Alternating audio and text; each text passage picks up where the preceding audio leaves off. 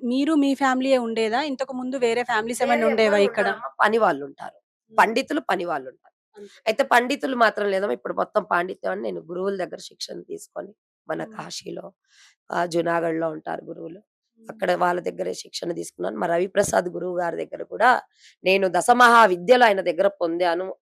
ప్రత్యంగిర, దశమహా విద్యలు, వారాహి ఇవన్నీ యజ్ఞాలు, పూజలు చేయడం మా గురువుగారు రవిప్రసాద్ గురువుగారు నేర్పించారమ్మా. అవి ఇప్పుడు అదే చేసుకుంటా దినదినం, దినదినం అభివృద్ధి చేశామమ్మా. కింద గూడా పోయి అమ్మ గుడికొక ఏమన్నా ఇయ్యండి అని గూడా చేసుకుంటారు. ఒక దసరా చందాకెళ్తేనే రూ. 50, రూ. 10, రూ. 100 రాస్తారమ్మా. హ్మ్. దసరా నవరాత్రులన్నీ దశమహా విద్యలు జేస్తాము. చైత్ర నవరాత్రులు జరుగుతాయి. ఆషాఢ నవరాత్రులు జరుగుతాయి. వారాహి నవరాత్రులు, మాతంగి నవరాత్రులు ఫిబ్రవరిలో చే ఈ 4 నవరాత్రులు చేసి, ఐదవ నవరాత్రి గూడా గురువుగారిచ్చారు. 10 విఘ్నేశ్వర్లు. హ్మ్. అంటే ఇంత మంచిగా ఒక క్షేత్రంలో భక్తులందరూ ఇక్కడికొచ్చే వాళ్ళందరూ గూడా బాగుండాలని, మన మొత్తం అందరూ బాగుండాలని, మన హిందుత్వమే బాగుండాలని ఇంకా సంకల్పం మేము యజ్ఞంలో పెట్టేటప్పుడు బార్డర్‌లో ఉన్న మన దేశాన్ని రక్షించే జవాన్ల కోసం మా గురువుగారు సంకల్పం పెట్టిస్తారు. వాళ్ళంతా వదులుకొనెళ్లి మన కోసం నుంచుంటారు. వాళ్ళు బాగుండాలని సంకల్పం పెట్టమంటారు. అంటే ఇప్పుడు చెప్పండి. దీని కోసం, ఈ భూమి కోసం ఎంతమంది అంటే కేసులేమైనా పెట్టారా? వాళ్ళు ఎంతమంది అని మీరేమైనా గుర్తించారా? లేకపోతే ఎవరైనా అడ్వొకేట్‌ని అప్రోచ్ అయ్యారా మీరేమైనా? ఇప్పుడు అడ్వొకేట్ అది కోర్ట్‌లో కేస్ జరుగుతుందమ్మా. ఇప్పుడు ఎండోమెంట్‌కి కలెక్టర్ గారికి నడుస్తోంది. హ్మ్. మన హైకోర్ట్‌లో. ఆయన హైకోర్ట్‌లో ఆయనేమంటారు ఖాళీ జాగాలున్నాయనేసి రాజు సగృహకల్ప వాడి మాటలినేసి ఇప్పుడు రాజు సగృహకల్ప కాదమ్మా అది. రాజు సగృహకల్ప ఇప్పుడు ప్రైవేట్ హౌసింగ్ బోర్డ్ అది. ఆహా! ప్రైవేట్ హౌసింగ్ బోర్డ్ అది గవర్నమెంట్‌కి పబ్లిక్‌కిచ్చేది ఫ్రీ ప్లేసెస్. ఫ్రీ ఇండ్లు గావవి. హ్మ్. 50,00,000, 45,00,000, 40,00,000కి పోతున్న బిల్డింగ్స్ అవి. ఓకే. అయితే ఇప్పుడు వాళ్ళు రాజు సగృహకల్ప గూడా అసలు లేనే లేదు. హ్మ్. వాళ్ళు వేరే వాళ్ళకిచ్చేసుకున్నారు. ప్రైవేట్‌కిచ్చేసుకున్నారు. మళ్ళీ రాజు సగ్గురాకల్ప మీద నువ్వు దేవాలయం ల్యాండ్‌ల మీద ఏంటి నీ అధికారం? హ్మ్. చాలా ఇది జరుగుతున్న మొత్తం లోపలే జరుగుతుందమ్మా. అయితే అందుకనేసే నేను అంటాను దీంట్లో అధికారులని చేతిలో పెట్టుకున్నాడు. రాజకీయ నాయకులు ఇది నడిపిస్తున్నారు. అంటే వాళ్ళు ముందు పడట్లేదు. అంటే మీకు ఆహ్, ఏం కోరుకుంటున్నారు దీనివల్ల? అంటే మీరు ఎలాగో ఎప్పటినుంచో దీనికోసం కష్టపడుతున్నారు, పోరాడుతున్నారు. ఈ భూమిని మేము అమ్మము, అలాగని మేము ఎళ్ళిపోము అని జెప్పేసి అంటున్నారు. మీరేం కోరుకుంటున్నారు? అమ్మ ఇది మేము అమ్మనీయము, మేము ఎవరిని కొననీయము, మేము అమ్మము. హ్మ్. అదైతే ఓకే. ఎందుకంటే ఇది భక్తుల కోసం. ఈ వ్యవస్థలు ఇక్కడ మొత్తం అందరికి భక్తులకు వ్యవస్థ జరగాలి. ఎవరికన్నా ఇవ్వాలన్నా ఎలా ఉందంటే ఇప్పుడు మా అన్నయ్య వాళ్ళు జేశారు. సత్యనారాయణ స్వామి ట్రస్ట్ ఇది వైష్ణవి సత్యనారాయణ స్వామి మొత్తం అంతా ఒక ఉమ్మడిగా ఉండేది. ఎప్పుడైతే విగ్రహాలు బయటికి పోయాయో పోలీసోళ్ళ ధమ్కీలు, దబాయింపులు 2008లో ఆ గోడలు కట్టేసారమ్మ. 2007 ఎండింగ్‌లో, 8లో ఆ గోడలు జబర్దస్తి గట్టారు. గోడలు గట్టినంత మాత్రాన హైకోర్ట్‌లో కేసు మేము పెట్టుకున్నాక ఆర్డర్ వచ్చినాక నేను ఇక్కడి నుంచి ఎలా ఎళ్తాను? నేను పోరాడుతాను. మొత్తము సత్యం అన్నది బయటికొచ్చేదాకా నేను పోరాడతాను. ఇది కబ్జాలో ఉన్న వాళ్ళని గూడా అంటారు. మేము కబ్జాలో లేమమ్మా. మీకిప్పుడు అన్ని డాక్యుమెంట్స్ చూపిచ్చాను గూడా. నేను కబ్జాలో లేను. హైకోర్ట్‌లో జరుగుతుంది. హైకోర్ట్‌లో గూడా న్యాయం జరగకపోతే సుప్రీం కోర్ట్‌కి గూడా ఎళ్తాను. హ్మ్. ఎళ్ళేసి న్యాయం తీసుకొస్తాను. అంటే దేవస్థానాలకు ల్యాండొద్దు. వీళ్ళకు మాత్రం ఉత్సాహంగా, ఉల్లాసంగా ఉండడానికి ఎకరం ఇల్లైనా సరిపోదు. వాళ్ళకి అన్ని పార్కులుండాలి, స్విమ్మింగ్ పూల్లుండాలి, అన్నీ ఉండాలి. దేవాలయం దగ్గర భక్తులొస్తే కూర్చోడానికి ప్లేస్ ఉండొద్దా? వాళ్ళకి వ్యవస్థలుండొద్దా? వాళ్ళకెన్ని ఇప్పుడు బాత్రూమ్‌లు కూల్చారు. ఆశ్రమం ఇప్పుడిక్కడ మండపంలాగా కట్టాము. ఎవరైనా వచ్చి కూర్చోడానికి నీడగా ఉంటది. ఆ గోడలేం చేశాయి? అవి గూడా కూల్చారు. ఆ తర్వాత సెప్టిక్ ట్యాంక్ కూల్చారు. కొబ్బరికాయలు ఈ కొండ మీదకెక్కాక కిందికి పోవాలి. ఎంత ఇబ్బందవుతది. కొబ్బరికాయల షాప్ కూల్చారు. ఈ కమిటీ వైష్ణవి దేవి కమిటీ సెపరేట్ ఉంది.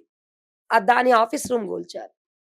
అంటే ఇప్పుడు మీరు కోర్ట్‌ని ఆశ్రయించారు. ఓకే. మీకు న్యాయం జరగకపోతే సుప్రీం కోర్ట్‌కెళ్తామనంటున్నారు. అంటే ఒకవేళ అక్కడ కూడా న్యాయం జరగకపోతే ఎందుకంటే రాజకీయ నాయకులు ఇన్వాల్వ్ అయ్యున్నారు అనంటున్నారు. జరుగుతదమ్మా. హ్మ్. జరుగుతది. చట్టాల మీద నమ్మకం ఉందంటున్నారు. నాకు చట్టం మీద నమ్మకం, అమ్మవారి మీద కూడా నమ్మకం ఉంది. ఇప్పటి వరకు నా ఇల్లు కూల్చాక వాళ్ళు ఇంకా ఖబర్దార్ అవుతారు. ఎందుకంటే మా అమ్మవారు వాళ్ళ మీద యాక్షన్ తీసుకుంది. చట్టము తీసుకుంటుంది. కానీ ఇప్పుడు ఈ కింద ఎవరైతే ఉన్నారో అమ్ముడు పోయేవాళ్ళు. ఎవరెవరైతే అమ్ముడు పోయే వాళ్ళని కూడా అమ్మవారు అమ్ముకోకుండా, కొనకుండా అమ్మవారు వాళ్ళని మాత్రం శిక్షించి ఈ కొండకొచ్చే ముక్కు రాసుకోవాలి. వాళ్ళకి అంత వరకు నరక యాతన పెడుతుంది. ఎందుకంటే మంచి పనుల దగ్గరికి ప్రహ్లాదుడి దగ్గరికి నరసింహస్వామి వచ్చారంటే ఇన్ని రోజులు ఎన్నో చేశారు. కానీ ఇల్లు కూల్చేదాకా వచ్చారంటే ఇంకా వాళ్ళ కౌంట్ డౌన్ స్టార్ట్.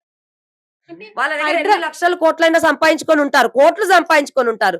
అప్పుడు ప్రాణము వెంటిలేటర్ మీద పడుంటే, ఆ కోట్లు వెంటిలేటర్‌కి ఏం చేస్తాయి? ప్రాణమే తీసుకోపోవడానికి యమధర్మరాజు పక్కన వచ్చి నుంచుంటే వాళ్ళకేం చేస్తాయి? లేకపోతే వాళ్ళ ఇంట్లో ఏదైనా వాళ్ళకి ఇబ్బందులు జరుగుతున్నప్పుడు ఆ కోట్లేం చేస్తాయి? ఆ కోట్లు అయినా దేవాలయాల ల్యాండ్‌ల మీద ఏంటమ్మా వాళ్ళకి దృష్టి? చేతనైతే వచ్చి సహాయం చేసి డెవలప్‌మెంట్ చేయండి. డెవలప్‌మెంట్ చేసి కావాలంటే దాంట్లో నుంచి తీసుకోండి. అంతేగాని భూములెందుకు మీకు? ఈ రోజు లేకపోయినా రేపు ఈ భూమిలోనే గదా మనం బోయేది. ఇప్పటి వరకు చుట్టుపక్కన అమ్మ దేవేందర్ నగర్, కైసర్ నగర్ అమ్మ 500 ఎకరాల భూములమ్మ. రాత్రి కట్టాలి. రాత్రి రెండో రోజు పడేస్తారు. మూడో రోజు అమ్మేస్తారు. ఇట్లా 500 ఎకరాల భూములు పోయాయమ్మ. మొన్న ఒక 10 ఇయర్స్ లోపల. హ్మ్. హ్మ్. ఇప్పుడు గూడా జరుగుతోంది. అంటే ఎందుకు హైడ్రా అని బయటకొచ్చింది? అంటే మీ ఇల్లు గాని, ఆ ఆశ్రమం గాని కూలిన వెంటనే హైడ్రా అని వచ్చింది. అసలు ఎవరు జెప్పుంటారు? అంటే మీడియాలో కూడా అదే హల్చలైంది. గుడి గుడిని ఇది కావాలని హైడ్రా అనేసి పాపం రేవంత్ రెడ్డికి గూడా తెలీదిక్కడ. ఈ కొండ మీద ఇల్లుంది, గుడి ఉంది. ఏమీ తెలీదు. దీంట్లో ఎంఆర్‌ఓ గారు కలిసున్నారమ్మా. ఇప్పుడు ఎంఆర్‌ఓ గారు సస్పెండ్‌లో ఉన్నారు. అమ్మవారు మంచి వరం ఇచ్చిందాయనకి. హ్మ్. ఆయన ముస్లిం. ఎంఆర్‌ఓ ప్లస్ ఆర్ఐ ముస్లిం. ఓకే. మరి ముందు హిందూ ఎంఆర్‌ఓ వచ్చినప్పుడు మీరు అటునుంచి అటే కట్టేసుకోండి అని ఆయన చూపించెళ్తే అటునుంచి వాళ్ళు అటే రోడేసేసుకున్నారు. హ్మ్. మళ్ళీ రోడేసేసుకున్నాక వాళ్ళకి మళ్ళీ దుర్బుద్ధి ఏం పుట్టింది రాజు సగ్గురాకల్ప వాళ్ళకి చుట్టుముట్టు ఉన్న రాజకీయ నాయకులే వాళ్ళని చేతిలో పెట్టుకొని ఈ పనులు చేపిస్తున్నారు. ఇంతేనమ్మా. అయితే మేము గూడా ఇక్కడ గట్టిగా భక్తులందరూ గూడా గట్టిగా ఉన్నారు. ఏ రోజు ప్రెస్ మీట్ అయితే జరుగుతుందో ఆ రోజు భక్తులు గూడా వస్తారు. వాళ్ళ అభిప్రాయాలు గూడా వాళ్ళు చెప్తారు. ఇది చెప్పండి. టీవీ వాళ్ళకి ధన్యవాదాలు తెలుపుతున్నాను. మీరు ఇంత దూరం వచ్చి ఇక్కడ ఇంత గ్యాదర్ చేసి మీరు ఒక ఇన్ఫర్మేషన్ తీసుకున్నందుకు చాలా సంతోషంగా ఉంది. ముఖ్యంగా ఇక్కడ గత 40 సంవత్సరాలుగా ఇదంతా గుడి స్థలము గవర్నమెంట్ వారు అలాట్ చేశారు. ఎప్పుడో దేవేంద్ర గౌడ్ టైంలో 1995 ఐ థింక్. అప్పటినుంచి ఉంది ఇది. యాక్చువల్లీ మధ్యలో కొన్ని మార్పులు గవర్నమెంట్లు మారడం వల్ల రాజీవ్ గృహ రావడం వైఎస్ రాజశేఖర రెడ్డి పీరియడ్‌లో ఆ తర్వాత ఆళ్ళు కొంత ఆక్రమించడము దీంట్లోంచి ఈ 10, 12 ఎకరాల నుంచి 4 ఎకరాలు వాళ్ళు తీసుకోవడము యాస్ పర్ గవర్నమెంట్ రూల్ ప్రకారం. మిగిలినవి వీళ్ళకి ఇవ్వడము. మీరు ఇంకా ఇది ఉంచండమ్మా అని చెప్పేసి వెళ్ళడం జరిగింది. దాని ప్రకారం గుడులన్నీ కన్‌స్ట్రక్ట్ అన్ని ఇక్కడ లేని గుడి అంటూ లేదు. ఇక్కడ గత 30 సంవత్సరాలుగా ప్రతి గుడి ఇక్కడ మొత్తం ఉంది. మీరు ఒకసారి సర్వే చేస్తే తెలుస్తుంది. శ్రీకృష్ణ పరమాత్ముడి దగ్గర నుంచి మొత్తం అందరి గుడులు ఇక్కడ ఉన్నాయి.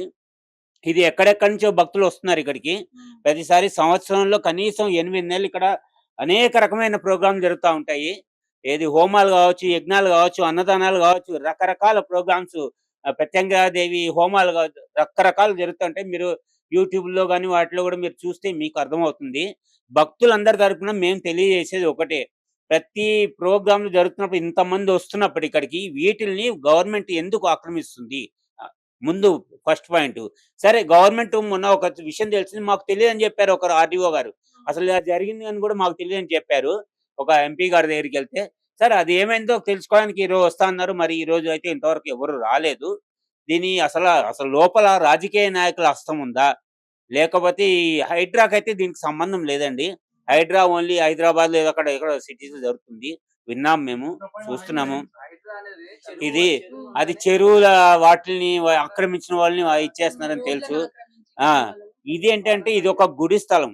ఆలయానికి కేటాయించిన స్థలము. దీని మీద ఈ ప్రజా ప్రతినిధుల కళ్ళు బడి ఇక్కడ.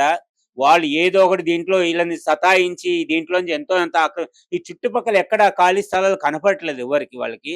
ఇంకా ఇది కొండ మీద ఉంది. దీని మీద మనం ఏమన్నా చేయగలిగితే ఏమన్నా తీసుకుందాం అన్న ఆలోచనతోటి దీని మీద ప్రెషర్ పెట్టి వాళ్ళని ఈళ్ళని పంపించి సర్కిల్ ఇన్స్‌పెక్టర్‌ని గాని లేకపోతే ఈ రాజీవ్ గృహ పంపించి ఏదో చేయడానికి ప్రయత్నిస్తున్నారు తప్పించి ఇది వాళ్ళకి ఎట్టి విషయంలో చెందదు వాళ్ళకి. ఇది కోర్ట్‌లో ఆల్రెడీ ఉంది. ఎప్పటినుంచో జరుగుతుంది. వాళ్ళు ఎంత ఆశించినా దీంట్లో నుంచి ఒక్క ఇంచు జాగా కూడా తీసుకోలేరని మేము ఈ భక్తులందరి తరపున మేము మనవి చేస్తున్నాం అమ్మా. దయచేసి ఇది అందరికి చేరగలిగితే ఈ న్యూసు ఈ ప్రజా ప్రతినిధులు కూడా చేరాలి ఇక్కడున్న లోకల్‌లో. వాళ్ళకి కూడా చేరగలిగితే మేము మీ తరపు నుంచి మీకు ధన్యవాదాలు చెప్తున్నాం మా తరపు నుంచి. మీరు చెప్పండి. అంటే ఇప్పుడు దాదాపు ఆహ్, 6 ఎకరాలు ఉన్నది ఇప్పుడు ప్రస్తుతం. 4 ఎకరాలు కబ్జాలో ఎళ్ళిపోయింది అని అంటున్నారు.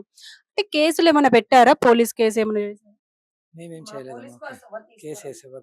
తీసుకోవట్లేదు. తీసుకోవట్లేదు. తీసుకోవట్లేదు. ఓకే. వాళ్ళదే నడుస్తుందమ్మా. కేసేం తీసుకోవట్లేదు వాళ్ళు. హ్మ్. వాళ్ళ మీరేం చెప్పాలనుకుంటున్నారు అసలు దీని నేను గురించి? చెప్పేదేందంటే, ఇప్పుడు వరకి ఇంత జరిగింది.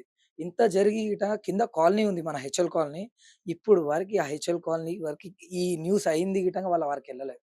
మన కాలనీ ప్లస్ ఛానెల్స్ వాళ్ళ నుంచి హ్మ్. స్ప్రెడ్ అయింది. అవును. ఆళ్ళ నుంచి బయట నుంచి వచ్చి పబ్లిక్ వచ్చి చూసిపోతున్నారు. కింద కాలనీ వాళ్ళ వరకు గిట చైనల్స్ వాళ్ళు ప్రచారం ఎందుకు ఇవ్వలేదమ్మా? పైనకొచ్చారు. హ్మ్. చైనల్స్ వాళ్ళు పైకొచ్చారు. హ్మ్. చైనల్స్ వాళ్ళు పైకొచ్చేసి రావుల శేషగిరి కార్పొరేటర్ ఉండంగా నవీన్ అనే ఛానల్ 6 టీవీ ఛానల్ అతనొచ్చాడు. రాగానే నేను అప్పుడే అడిగాను. ఏంటి నువ్వు మొన్న అవి తీసుకెళ్ళిన వీడియో ఆ రోజే యేసుంటే ఈ రోజు మాకు ఈ ప్రాబ్లమ్ వచ్చేది కాదు గదా! అని రావుల శేషగిరి కార్పొరేటర్ ఉన్నప్పుడే ఆయన ముందే కొన్ని వీడియోలు గూడా ఉన్నాయి. ఆయన ఉన్నప్పుడు తీసిన వీడియోస్ గూడా ఉన్నాయి. రావుల శేషగిరి గారు గూడా చెప్తున్నారు వాయిస్‌లో. ఆయన ఇలా పెట్టాడు 3 మైకులు పెట్టినప్పుడు వీళ్ళున్నారనే ఈ కొండ మిగిలింది అనేసి ఆయన నోటితోని ఆయన చెప్తున్నాడు. కబ్జాలు గాకుండా ఈ రోజు దుర్మార్గుల చేతులలో పోలేదంటే, ఈ రోజు లూటీ కాలేదంటే దేవస్థానాలకే ఉందనంటే, వీళ్ళ నాన్న తర్వాత ఈమె కాపాడుతుందనేసే ఉంది అనేసి ఆయన చెప్పినప్పుడు ఆ వాయిస్ ఎందుకు బయట పెట్టలేదు? ఇది రాజకీయం గదమ్మా! అవును. ఇక్కడ క్లారిటీగా అనిపిస్తుంది. ఇప్పటి వరకు పోలీస్ వాళ్ళు గూడా న్యూస్ ఛానెళ్లలో ఇవ్వనివ్వలేదంట. మాకు తెలిసిన విషయం. అమ్మ మేము న్యూస్ ఛానెళ్లలో ఇస్తాము. తర్వాత మాకు ఇబ్బందులు కలుగుతాయి. మీకేం తెలుసు అని అన్నారు. అందుకే ప్రెస్ మీట్ పెడదాం అనేసి అనుకున్నామమ్మ. ఈ వెడ్నెస్‌డే ఆర్ థర్స్‌డే రోజు ప్రెస్ మీట్ గూడా పెడతాం మేము. ఓకే. మాకు కేసులు తీసుకోరమ్మా. మేము కేసు ఇవ్వడానికెళ్తే ఎస్ఐ గారు మల్లేశం గారు గవర్నమెంట్ భూములలో నీకు నచ్చిన దగ్గర గుళ్ళు కడతా ఉంటావు నువ్వు. నీకు నచ్చిన దగ్గర ఇల్లు కడతా ఉంటావు. అది గవర్నమెంట్ భూమి అంటే సార్ ట్రస్ట్‌కి అలౌటెడ్ ఉంది. పేపర్ చూడండి సార్ అంటే గవన్నీ నాకు చూపియకు. తీసుకోపో ఈడ నుంచి. ఇట్లనే. అంటే ఒక దేవాలయం దగ్గర మేము ఇలా పూజలు అవి చేసుకుంటూ ఈ స్థానంలో ఉండి, ఒక గురుమాత స్థానంలో ఉండి గూడా పోతే ఆడ చీడ పురుగుని చీదరిచ్చినట్టు మాట్లాడతారు. ఇంకా సీఐ గారికి చెప్దామని ఇట్లా ఫోన్ పట్టుకున్నానమ్మా. ఆ ఫోన్ బయట పెట్టరా అనేసి ఫోన్‌లు బయట పంపించేసి. మేము రికార్డ్ చేస్తున్నామేమో అని. అంత భయమెందుకు సార్ మీకు? అది పంపించాక ఎలా బెదిరిస్తున్నారంటే మాకు సీఐ గారు, సూరారం సీఐ గారు, "నువ్వెక్కువ మాట్లాడినావనుకో నీ మీద కేసులు బుక్ చేస్తా" అన్నాడు. కేస్ బుక్ చేసేసాడమ్మా. ఇది హైకోర్ట్‌లో ఉందన్నా గాని నేను రాజు సగ్గురాయ కల్పాలో ల్యాండ్‌లో ఇల్లు కట్టానని, నా ఇంటి దగ్గర నా ఇల్లుంది. నేను అక్కడ ఇల్లు కట్టాననేసి కేస్ బుక్ చేశాడు. కేస్ బుక్ చేసి ఎఫ్ఐఆర్ చేసుకొని నాకు నోటీస్ ఇచ్చారు. ఇంటికి నోటీస్ ఇవ్వలేదు. నాకు పోలీస్ స్టేషన్ పిలిచి జబర్దస్తిగా నోటీస్